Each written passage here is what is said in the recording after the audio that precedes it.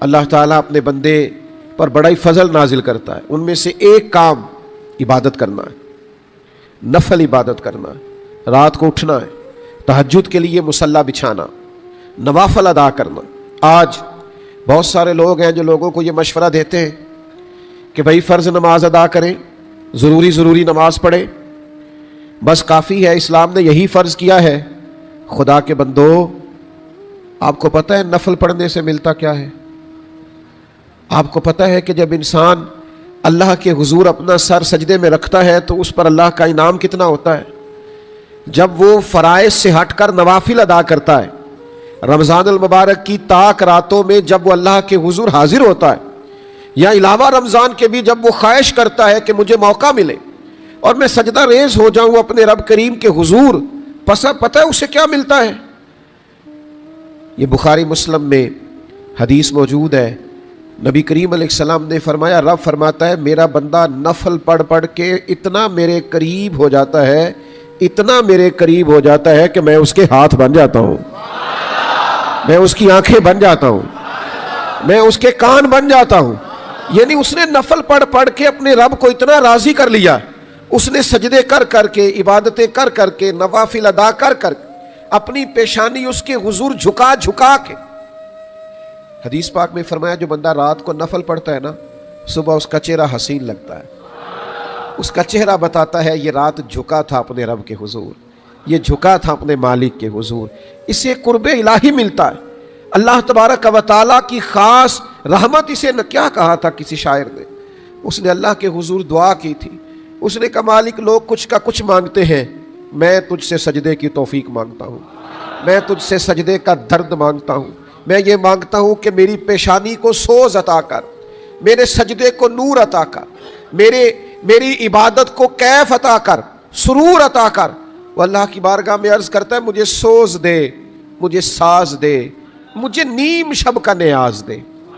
مالک میرا دل کرتا ہے جب آدھی رات ہو تو میں تیری بارگاہ میں نیاز پیش کروں, میں دعائیں مانگوں, میں تیرے حضور عرض کروں, ہاتھ پھیلاؤں, مجھے سوز دے, مجھے ساز دے, مجھے نیم شب کا نیاز دے. دم سجدہ خود کو میں توڑ دوں, مجھے ایسا ذوق نماز دے. اے اللہ مجھے وہ کیف عطا کر, مجھے وہ سرور دے. سجدہ کرنے سے اللہ تبارک و تعالیٰ کی رضا نصیب ہوتی ہے. پھر یہ سجدے اتنے قیمتی ہو جاتے ہیں, یہ اتنے قیمتی ہو جاتے ہیں کہ نبی کریم علیہ السلام کی بڑی معروف حدیث ہے نا, حضرت ربیعہ بن کعب رضی اللہ تعالیٰ عنہ سے حضور نے فرمایا مانگو کیا مانگتے ہو. بڑے سیانے تھے, بڑے سمجھدار تھے, بڑے حضور کی بارگاہ میں رہ رہ کے بڑی دانائی انہوں نے حاصل کی تھی. عرض کی حضور جنت میں وہ والا گھر چاہیے جس کے پڑوسی آپ ہو. حضور مجھے جنت میں آپ کے پڑوس والا گھر چاہیے. اس موقع پر پتہ حضور نے کیا فرمایا تھا؟ فرمایا پھر کثرت سجود کے ساتھ آنا, پھر کثرت سجود کے ساتھ معاون بننا, یعنی پھر سجدے زیادہ کرنا. تم سجدے زیادہ کرنا دنیا میں, اللہ تعالیٰ تمہیں وہ گھر عطا کرے گا جس کے پڑوسی مدینے والے محبوب ہوں. تو یہ کچھ تھوڑا تھوڑا نوافل کا اہتمام, کچھ وقت نکال کے ایک ٹائم ایسا جس میں انسان مصلی کو ٹائم دے, دعا کو ٹائم دے. اللہ تعالیٰ نے فرمایا تم دیکھو گے صحابہ کو سجدے کرتے ہوئے اور رکوع کرتے ہوئے, وہ اللہ کا فضل تلاش کر رہے. تو نفل نماز کے ساتھ اپنے آپ کو مزین کریں, نفلی عبادت کا ذوق بنائیں, اور کچھ نہ کچھ نماز گھر کے اندر ضرور پڑھیں. نفلی کچھ مسجد میں پڑھیں, کچھ گھر میں پڑھیں. آپ کو پتہ ہے حضور سید عالم صلی اللہ تعالیٰ علیہ وسلم کے کاشانہ نور کا, حضور کے حجرہ مبارکہ کا دروازہ ہی مسجد میں کھلتا تھا, لیکن سیدہ عائشہ صدیقہ فرماتی ہیں پھر بھی کچھ نماز حضور گھر میں ادا فرماتے. یہ کچھ اس سے نا گھر منور ہوتا ہے, اس سے گھر روشن ہوتا ہے. وہ کتنا قیمتی گھر ہے جس میں دادا بھی اٹھ کے وضو کرتا ہے, پھر بیٹا اٹھ کے وضو کرتا ہے, پھر پوتے اٹھ کے وضو کرتے ہیں, پھر چھوٹے چھوٹے بچے جن کو پتہ بھی نہیں ہے ابھی نماز کیا ہے وہ بھی وضو کر کے جیسا تیسا بھی کیا مصلی پہ آ کے لیٹ جاتے ہیں. تو یہ جو راتیں ہیں نا, یہ بالخصوص یہ آخری تاک راتیں, یہ عبادت کی راتیں. نبی کریم صلی اللہ تعالیٰ علیہ وآلہ وسلم خود بھی بیدار ہوتے اور امہات المومنین کو بھی ارشاد فرماتے اٹھو یہ اللہ کو راضی کرنے کے ایام, ان راتوں میں اپنا وقت مصلی کو دے, سجدے کو دے, دعا کو دے, استغفار کو دے, اللہ کے حضور حاضری پیش کرے. یہ جو اعتکاف 10 دن سرکار نے فرمایا تو اس کی وجہ بھی حضور نے یہ بیان کی کہ ہم لیلۃ القدر کی تلاش میں، اس خاص فضل اور انعام کی تلاش میں ہے جو اللہ کی رضا کے ساتھ بندہ مومن کو حاصل ہوتا ہے۔ میرے بھائی اپنا وقت مصلی کو دے، اس سے اللہ بہت راضی ہوتا ہے۔ وقت لگائیں۔ وہ جب یہ جنگ ہو رہی تھی نا بیت المقدس میں، صلاح الدین ایوبی جنگ کر رہے تھے، تو ایک بزرگ ملے صلاح الدین ایوبی کو، تو انہوں نے دیکھا کہ صلاح الدین بڑے پریشان ہیں، تو کہا کہ آپ بڑے پریشان ہیں، خیریت تو ہے؟ کہا کہ پہلے ہی مسلمانوں کے پاس اسلحہ کم تھا اور اب سنا ہے کہ عیسائیوں کا ایک بحری بیڑا اسلحہ لے کر پورا آ رہا ہے۔ تو بزرگ کہنے لگے دعا کریں، میں بھی اللہ کے حضور دعا کرتا ہوں۔ صلاح الدین ایوبی رات بھر سجدے میں رہے، یا اللہ مسلمانوں کی مدد فرما۔ اور یہ اب جنگ کی ساری حکمت عملی بھی طے کریں گے، جو اس وقت کے اسباب ہوں گے وہ سارے جمع کریں گے، جدید اسلحے سے لیس ہوں گے، لیکن حضور نے ایک ادا ہمیں اور بھی سکھائی ہے، یعنی نبی کریم علیہ السلام نے بدر کی رات صفیں بھی درست کرائی تھیں، صحابہ کو ان کے مقام پر کھڑا بھی کیا تھا، جنگی حکمت عملی بھی سکھائی تھی، سب کام اپنی جگہ پہ کر کے پھر رات بھر محبوب نے اپنا سر سجدے میں رکھا، پھر حضور نے مصلی آباد کیا، پھر دعائیں کی، اے اللہ یہ 313 اگر آج شہید کر دیے گئے تو عبادت کون کرے گا قیامت؟ یہ سنت ہے کہ آپ سارے اسباب اکٹھے کریں، لیکن پھر اس کے حضور جھک جائیں، پھر اس کو منائیں، پھر اس کے حضور عرض کریں۔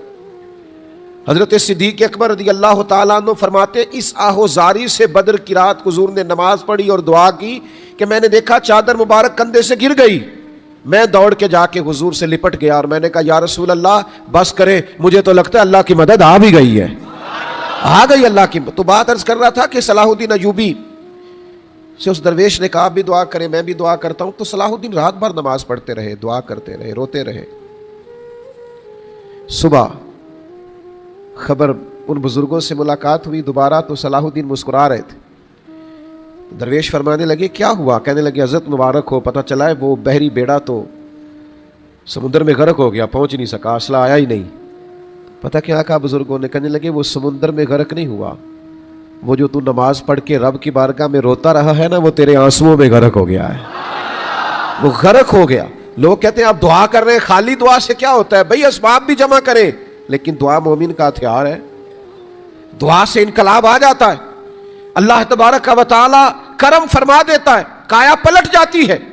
تو بھائی بہت بڑا ذریعہ ہے اللہ کو راضی کرنے کا، مصلی کو آباد کرنا، کچھ وقت تنہائی کا ہو، اس میں انسان اکیلا موجود ہو اور وہ اپنے رب کے حضور عرض کر رہا ہو، اس سے اللہ کی رضا نصیب ہوتی ہے۔ دوسرا ایک بڑا اہم کام ہے جس سے اللہ تعالیٰ بڑا راضی ہوتا ہے، وہ ہے اللہ کے رستے میں خرچ کرنا اور اللہ کی رضا پانے کے لیے خرچ کرنا۔ اس میں کوئی نام و نمود، کوئی دکھلاوا، کوئی تصنع نہ ہو، کوئی بناوٹ نہ ہو، کوئی تختیاں لگانے کا شوق نہ ہو۔ مجھے امید ہے کہ آپ موبائل سے زیادہ میری بات پر توجہ کر رہے ہیں، امید ہے مجھے، ایسے ہی ہے نا جی؟ ماشاءاللہ، خالص محض اللہ کی رضا کے لیے خرچ کرنا، اور یہ سبھی کو کرنا چاہیے۔ کہ نبی پاک علیہ السلام نے فرمایا دوزخ سے بچ جاؤ چاہے کھجور کا ایک ٹکڑا صدقہ کر کے بچ جاؤ۔ اس کے لیے بہت امیر ہونا شرط نہیں، اس کے لیے اپنے دل کے اندر جذبہ رکھنا کہ اللہ کے راستے میں خرچ کروں، یہ شرط ہے۔ آپ اگر یہ شوق پیدا کر لیتے ہیں کہ میں نے اپنے مالک کو راضی کرنے کے لیے اس کے بندوں پر یا اس کے راستے پر یا کسی بھی دینی کام پر کچھ خرچ کرنا، تو آپ یقین کریں انسان تر و تازہ ہو جاتا ہے، اور یہ خاص ایک روحانیت پیدا ہوتی ہے خرچ کرنے سے، خاص روحانیت۔ حضور علیہ السلام نے فرمایا اگر کوئی شخص اللہ کی رضا کے لیے ایک کھجور دیتا ہے نا اللہ کے راستے میں، کیا جی؟ یہ سیاستہ میں حدیث موجود، ایک کھجور دے اخلاص کے ساتھ، اس کے پیچھے مقصد اللہ کو راضی کرنا ہو، ایک کھجور اگر اللہ کے راستے میں اس نے خرچ کی تو فرمایا اللہ تبارک و تعالیٰ اسے اپنے دائیں ہاتھ میں لیتا ہے جو اللہ کی شان کے لائق۔ فرمایا پھر اللہ تعالیٰ اس کی نشو و نما کرتا ہے، اسے اتنا بڑھا دیتا ہے کہ ایک کھجور پہاڑ کی مانند ہو جاتی ہے۔ تو رضائے الہی کے لیے دیکھیں حضور نے یہاں سے ہمیں سخاوت کرنے کا حکم ارشاد فرمایا، فرمایا गोश्त पकाओ ना तो शोरबा ज़्यादा कर लिया करो और पड़ोसियों को भी शामिल कर लिया करो। यानी आप इस तरह से अल्लाह की रज़ा के लिए काम करेंगे, अल्लाह के रास्ते में खर्च करेंगे कि जिस हद तक मुमकिन हो, जिस हद तक आपके पास गुंजाइश हो, जहां से आप शुरू कर सकते हो, आपको अपने रब को राजी करना है। आपको यह काम करना है कि मेरा अल्लाह ताला मुझसे राजी हो जाए। और अगर अल्लाह ने ज्यादा गुंजाइश दे रखी है तो फिर कुछ नहीं, इस तरह भी राजी किया। एक सहाबी है हजरत अबू दहदाह रदी अल्लाह ताला अन्हु, बड़ी खूबसूरत बात है, मुस्नद इमाम अहमद बिन हंबल में भी मौजूद है और दीगर कुतुब अहादीस में भी। हुआ दरअसल ये कि एक यतीम बच्चा था, एक सहाबी थे, तो वो ना अपने बाग के गिर्द चार दीवारी करना चाह रहे थे, दीवार बनाना चाह रहे थे इर्दा गिर्द अपने बाग के। उनके पड़ोसी के भी कुछ खजूरों के दरख्त थे, तो वो जब वहां दीवार बनाना चाह रहे थे तो वहां ना एक दरख्त उनके पड़ोसी का उस दीवार के अंदर आता था। उन्होंने अपने पड़ोसी से कहा कि मियाँ इस तरह करो, तुम मुझे ये दरख्त दे दो, मुझे ये काटना है और यहाँ से मुझे अपनी दीवार को सीधा करना है। तो कहने लगे मैं तो नहीं देता। उन्होंने कहा अच्छा कीमत ले लो फिर दे दो। कहा मैं कीमत से भी नहीं देता। कुछ लोग ना बिला वजह अड़ जाते हैं, उन्हें पता चल जाए ना फला आदमी ज़रूरतमंद है तो फिर तो अल्लाह ही माफ़ फरमाए, फिर तो नाको चने चबवाते। पता चल जाए इसको मेरी ज़रूरत है, ज़रूरतमंद है। बल्कि हमारी सोसाइटी में तो इस तरह भी होता है, मुआशरे में, कि किसी को पता चल गया कि यह आदमी मजबूर है, मकान बेच रहा है या कोई प्लाट बेच रहा है, अगर पता चल गया मजबूर है तो फिर तो उसकी कीमत गिर जाती। ये रवैये अहले ईमान के नहीं है, मोमिन की ये शान नहीं है। उन्होंने कहा मियाँ तुम मुझे दे दो। का नहीं देता। का कीमत ले लो। का फिर भी नहीं देता। कुर्बान जाए, सहाबा को पता था कि जब मुश्किल हाल ना हो तो कहाँ जाना है। वो सीधे दरवाजा रसूल पे हाजिर हो गए। नबी रहमत नूर मुजस्सम शफी मुअज़्ज़म सल्लल्लाहु ताला अलैहि वसल्लम की आली मर्तबत बारगाह में हाजिरी दी। अर्ज की हुजूर मेरा ये मसाला है, मैंने उनसे कहा है कि आप पैसे ले लें, दे दे, वो नहीं देते। नबी करीम अलैहिस्सलाम ने बुलाया। हुजूर ने फरमाया भाई वो दरख्त आता है बेचारे का, उसकी मजबूरी है, उसको चार दीवारी करनी है, तो तुम इस तरह करो कि वो छोड़ दो दरख्त। कहने लगा मैं तो नहीं छोड़ता, माज़अल्लाह, कम नसीबी देखिए। हुजूर फरमा रहे कीमत ले लो। कहने लगा नहीं, करम बालाए करम। हुजूर फरमाने लगे तुम वो दरख्त छोड़ दो, मैं तुम्हें जन्नत के दरख्त की बिशारत देता हूं। और दरख्त ऐसा कि जिसमें 100 साल तक घोड़ा दौड़ता रहे तो उसकी छांव मुकम्मल नहीं होगी। लेकिन ये बात नसीब की है। ये बात कुछ लोगों के बिल्कुल नेकी करीब आ जाती है लेकिन बड़े कम नसीब होते हैं। रज़ा मिलने लगती है, दरवाजे तक करम आ जाता है लेकिन दरवाजा बंद किए रहते हैं। बड़े बड़े मौके मिलते हैं जिंदगी में खैर जमा करने, नहीं कर पाते, कमजोर पड़ जाते। बड़ी बड़ी सआदतें उनको नसीब होती हैं पर बेचारे फायदा नहीं उठा पाते। करीम ने फरमाया मैं जन्नत के दरख्त की बिशारत देता हूं, लेकिन बड़े कम नसीब आदमी था। कहने लगा मैं ये नहीं करता। ये बात सुन ली हजरत अबू दहदाह रदी अल्लाह ताला अन्हु। वो चुपके से ना हुजूर की बारगाह में गए, गोया नसीब चमके हैं, गोया मुकद्दर संवरने लगा है। हुजूर की बारगाह में गए, कहने लगे या रसूल अल्लाह सल्लल्लाहु अलैहि वसल्लम, अगर वो दरख्त मैं खरीद के दे दूं तो ऑफर मेरे लिए भी है, जन्नत का दरख्त मुझे भी मिलेगा। कहा मिल जाएगा, करम हो जाएगा। वो उस शख्स के पास गए, कहने लगे मेरे बाग के बारे में तुम्हें मालूमात है? इधर देखना नौजवानों मेरी तरफ। कहा तुम्हें मेरे बाग के बारे में मालूमात है? उस शख्स से जिससे हुजूर दरख्त लेना चाह रहे थे। इस धरती ने इस तरह के नूर भरे रवैये भी देखे हैं, इस तरह के संदल और कस्तूरी से बने हुए लोग भी देखे हैं। इस धरती ने हुजूर से प्यार करने वाले और गुलामी का रंग पेश करने वाले कुछ इस तरह के दीवाने भी देखे। अर्ज करने इरशाद फरमाने लगे मेरे बाग के बारे में जानते हो? कहा बताइए। फरमाया मेरे बाग में खजूरों का 600 दरख्त है और उसके अंदर मेरा घर भी है और महल नुमा घर मैंने बना रखा है और उसमें 2 मीठे पानी के कुएं भी है। अगर वो मैं सारे तुम्हें दे दूं तो तुम वो दरख्त दे दोगे जो मेरे नबी ने इरशाद फरमाया है? वो दरख्त तुम वो चाहिए, बस हमें हुजूर को राजी करना है। بس مدینے والے کی رضا مطلوب ہے، بس تجھے پانا ہے، کسی طریقے سے بھی حاصل کرنا ہے۔ نبی کریم علیہ السلام نے ارشاد فرما دیا وہ درخت لے کے دینا ہے تو کسی قیمت پر بھی ملے، ہمیں وہ قیمت ادا کرنی ہے۔ ہمیں ہر صورت اس رنگ سے مانا کہ محبت کے سفر میں ہر گام پہ 100 مشکل ہے، لیکن یہ سفر آسان بھی ہے اگر ساتھ تمہارا ہو جائے۔ اگر حضور کی رضا ملے تو پھر ہر مشکل سے گزر جائیں گے، پھر ہر رستہ آسانی سے طے ہو جائے گا۔ وہ کسی نے کہا تھا کہ اعظم بلا سے اپنی وہ ہستی ہی کیوں نہ ہو، جو چیز اس کی راہ میں حائل ہو پھونک دو، جلا دیں گے سب کچھ لیکن وہ رضا حاصل کریں گے۔ ان سے جب کہا نا، تو یہ جو دنیا دار ہوتے ہیں ان کے رنگ بڑے عجیب ہوتے ہیں، ان سے جب کہا نا کہ وہ میرا 600 باغ کا درخت اور محل نما گھر اور 2 میٹھے پانی کے کنویں، تو کہنے لگے آپ مذاق تو نہیں کر رہے؟ چونکہ الٹی ہی چال چلتے ہیں دیوان گانے عشق، اور آنکھوں کو بند کرتے ہیں دیدار کے لیے۔ لوگوں کو سمجھ تو نہیں نا آتی ان چیزوں کی کہ بھئی یہ کیا بات ہوئی، اتنا مہنگا سودا دے کے اور ایک درخت کا حصول۔ کہنے لگے مذاق تو نہیں کر رہے؟ فرمایا گویا آپ اس رستے کے مسافر نہیں، آپ کو سمجھ نہیں آئے گی، میں بالکل مذاق نہیں کر رہا۔ آپ قبول کریں اور وہ درخت دے دیں جو میرے نبی کو پسند آیا ہے، اس لیے کہ ہمیں ہر حال میں حضور کو راضی کرنا ہے۔ رنگے چمن پسند نہ پھولوں کی بو پسند، ہم کو ہے وہ پسند جسے آئے تو پسند۔ محبوب کو راضی کرنا ہے، وہ جیسے بھی راضی ہو، اللہ رسول کو راضی کرنا، قربان جائے۔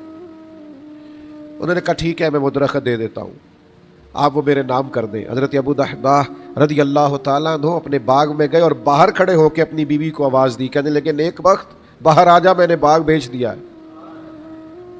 تو بیوی بچوں کو لے کے باہر آئی، کہنے لگی آپ بہت بہترین تاجر ہیں، آپ گھاٹے کا سودا کم بھی کرتے ہیں، جو بھی کیا ہوگا قیمتی کیا ہوگا، آپ نے جو کیا ہوگا بہت بڑا ہی کیا ہوگا، میں شروع سے جانتی ہوں آپ بڑے سمجھدار تاجر ہیں۔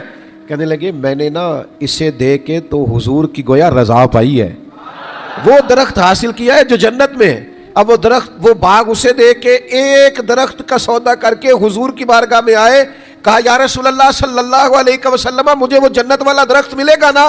حضور فرمانے لگے ایک نہیں ملے گا تمہیں، تو اتنے ملیں گے کہ گنے نہیں جا سکیں گے، اتنے ملیں میرے۔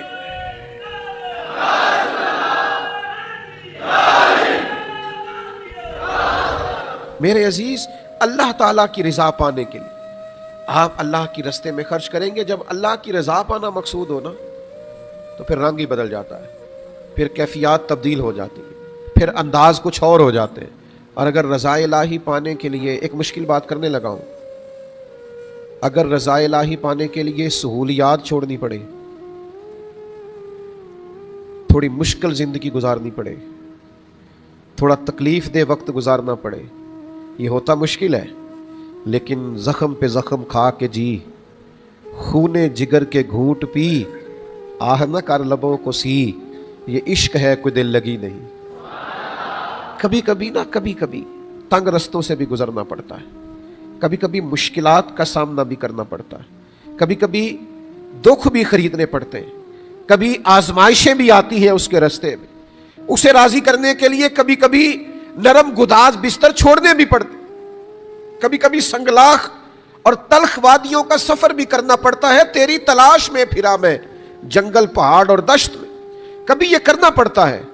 صحابہ میں ایک نام ہے حضرت مصعب ابن عمیر رضی اللہ تعالیٰ عنہ کا، بڑی امیر ماں کے بیٹے تھے، بڑا مہنگا جوڑا پہنتے تھے۔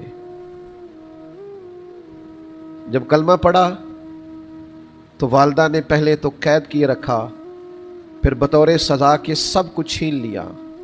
مشکات شریف میں حدیث موجود ہے، ایک وقت ایسا بھی آیا، حضرت مولا علی شیر خدا فرماتے میں موجود تھا مسجد نبوی شریف میں جب سیدنا مصعب بن عمیر آئے، اور یہ وہ عظیم آدمی ہے جنہیں نبی پاک علیہ السلام نے اپنی ہجرت سے پہلے مدینہ منورہ میں مبلغ بنا کے بھیجا تھا۔ فرمایا آپ جائیے وہاں تبلیغ کیجئے، ماحول بنائیے۔ انہوں نے وہاں تبلیغ کی، ماحول بنایا، ایک رنگ بنایا، پھر اللہ کے محبوب صلی اللہ تعالیٰ علیہ وسلم وہاں تشریف لے گئے۔ حضرت مصعب ابن عمیر رضی اللہ تعالیٰ عنہ بہت مالدار ماں کے بیٹے تھے, قیمتی لباس پہنتے تھے, لیکن پھر حالت یہ ہو گئی کہ حضرت علی فرماتے مسجد نبوی شریف میں حضور کی بارگاہ میں بیٹھا تھا, سیدنا مصعب بن عمیر آئے اور ان کے کپڑوں پر پیوند لگے تھے, حالت ان کی بظاہر بڑی کمزور نظر آ رہی تھی, لیکن انہیں اعزاز یہ ملا کہ وہ مسجد سے ہو کے گئے, انہیں دیکھا تو میرے نبی کی آنکھوں میں آنسو آ گئے. فرمایا دیکھو میری محبت نے کیا حال کر دیا, میری محبت نے کیا حال کر دیا. وہ جو حضور کے آنسو ہیں ان کے لیے بتائیے نا کتنی بڑی رضا نصیب ہوئی ہے انہیں, کتنا بڑا انہوں نے اجر پایا. بظاہر انہوں نے بہت بڑی عمارت کو چھوڑا ہے, لیکن قرب کتنا پایا ہے کہ نبی پاک علیہ السلام ان کے لیے اظہار فرما رہے ہیں, حضور علیہ السلام ذکر فرما رہے ہیں, نبی پاک ان کی عظمتوں اور شانوں کا بیان کر رہے ہیں. تو کبھی کبھی بڑی آفریں آتی ہیں, بہت کچھ انسان ناجائز طریقے سے معاذ اللہ حاصل کرنے کی پوزیشن میں ہوتا ہے, لیکن وہ سب چھوڑ دے, رب کو راضی کر لے, وہ ساری آسانیاں چھوڑ دے, سب سہولیات چھوڑ دے, وہ سب ان چیزوں کو ترک کر دے جو اللہ اور اس کے راستے میں آ رہی, تو اسے اللہ کی رضا نصیب ہو جاتی. کبھی کبھی ایک اور بھی بہت بڑا ذریعہ ہے اللہ کو راضی کرنے کا,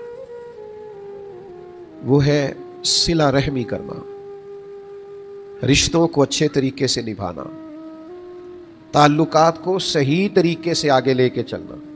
ہمارے ہاں یہ مسئلہ ہوتا ہے کہ ہم نہ تعلق نہیں نبھا پاتے, اور بالخصوص رشتے نبھانے کے معاملے میں بہت کمزور ہو جاتے ہیں. ہم چھوٹی چھوٹی باتیں دلوں میں بٹھا لیتے ہیں.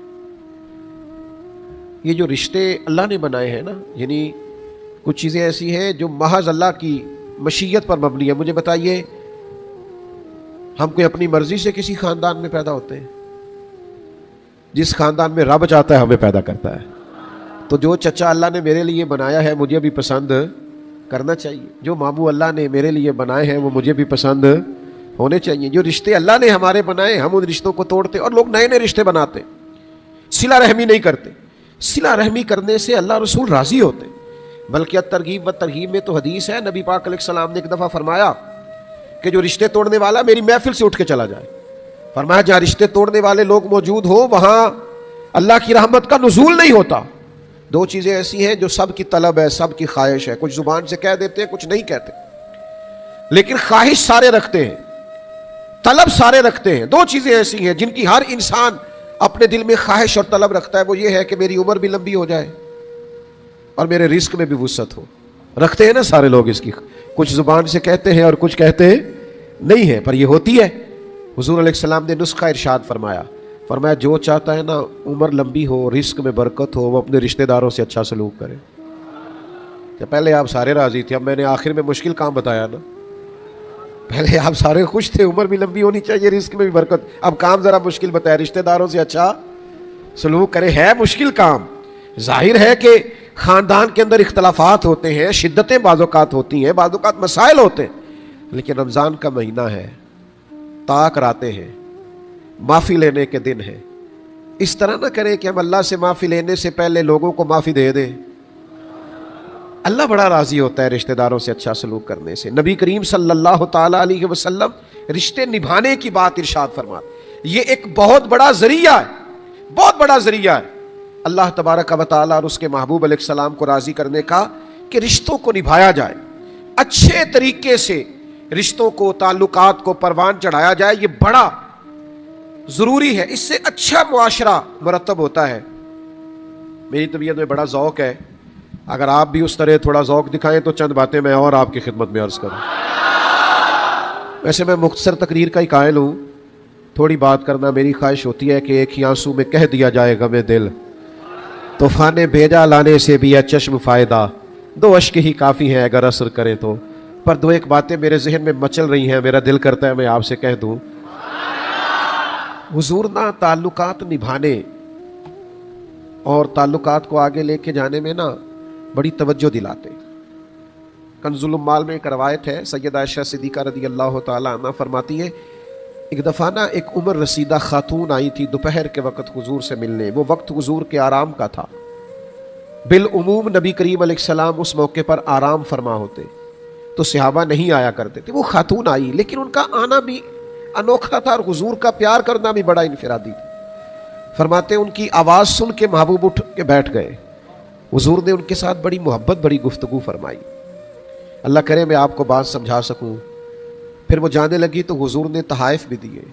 मेहमान पहले भी आते थे, लेकिन सैयदा रदी अल्लाह ताला अन्हा फरमाती है इनके साथ हुजूर का अंदाज ज़रा निराला था।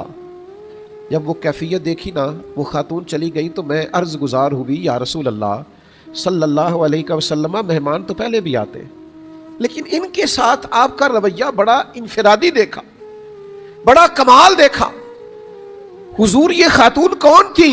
ये काबिल एहतराम शानों वाली औरत कौन थी?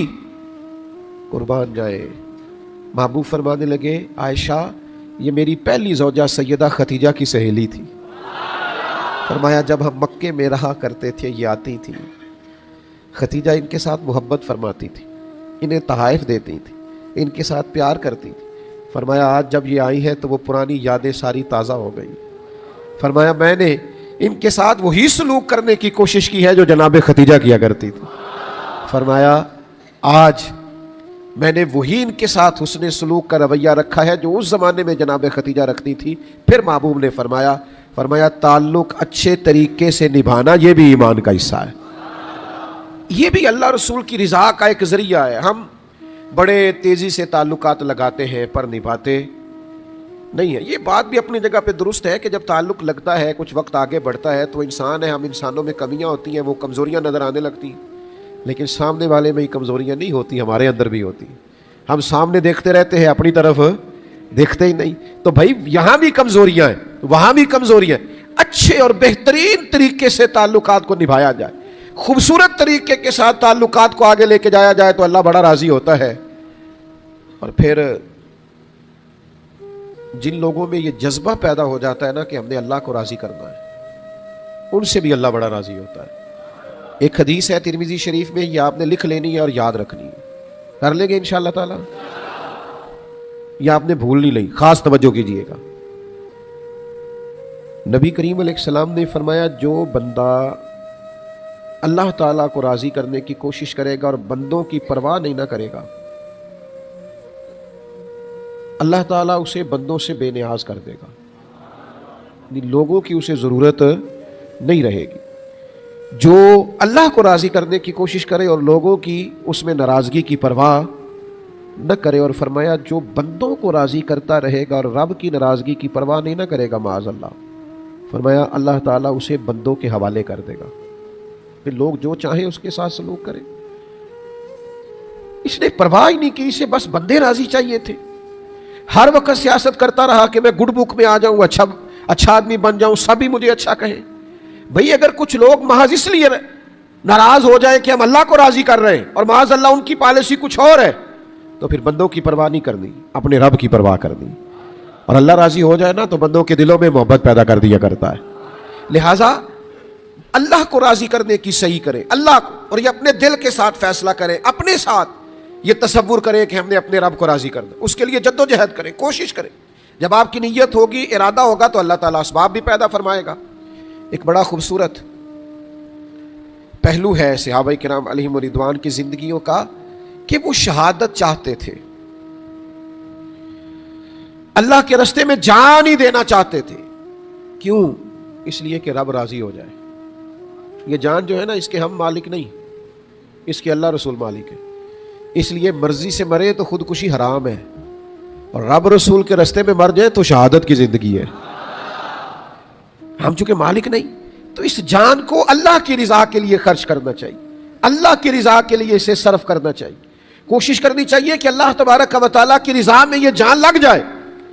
वैसे भी तो वक्त ज़ाया हो ही जाता है, वैसे भी तो सलाहियतें ज़ाया हो ही जाती हैं, वैसे भी तो बाल सफ़ेद हो ही जाते हैं, वैसे भी तो इंसान पर बुढ़ापा आ ही जाता है। लेकिन अगर अल्लाह की रिजा में आ जाए, तो अगर अल्लाह को राजी करते हुए वक्त लग जाए, तो उन लोगों ने यब्तगून फदलन मिनल्लाहि व रिदवाना, अल्लाह को राजी करने की तलब में जिंदगियां लगा दी, ढूंढते रहे कि हमारा रब हमसे राजी हो जाए। उसके लिए वो शहादत चाहते थे। ओहद की रात थी ना, जब सुबह जंग होनी थी, तो दो सहाबा बैठ के दुआ मांग रहे थे रदी अल्लाह तआला अन्हुमा, हजरत अब्दुल्ला बिन जहश रदी अल्लाह तआला अन्हु और हजरत साद बिन अबी वकास रदी अल्लाह तआला। हजरत अब्दुल्ला فرمانے لگے کہ اے سعد بن ابی وقاص پہلے آپ دعا کیجئے، میں آمین کہتا ہوں، پھر میں دعا کروں گا، آپ یہاں آمین کہیے گا۔ تو حضرت سعد بن ابی وقاص نے دعا کی، کہا اے اللہ جب صبح ہونا تو ایک مضبوط کافر کے ساتھ میدان جنگ میں میرا مقابلہ ہو، وہ مجھ سے لڑے، میں اس سے لڑوں، وہ میرے اوپر حملہ کرے، میں اس کے اوپر حملہ کروں۔ اے اللہ پھر ایسا وقت آئے کہ میں اسے گرا دوں، پھر میں اسے قتل کروں، دین کے اس دشمن کو مار ڈالوں، اور پھر میں اس کے مال کو مال غنیمت بناؤں۔ حضرت عبداللہ بن جہش دعا میں آمین کہہ رہے ہیں، آمین کہہ رہے ہیں، دعا ختم ہو گئی۔ اب حضرت عبداللہ کی باری آئی دعا مانگنے کی، حضرت سعد بن ابی وقاص رضی اللہ تعالیٰ عنہ کی باری ہے آمین کہنے کی۔ حضرت عبداللہ دعا مانگتے ہیں، اے اللہ جب صبح دن چڑھے نا تو میرا کسی مضبوط کافر سے مقابلہ ہو۔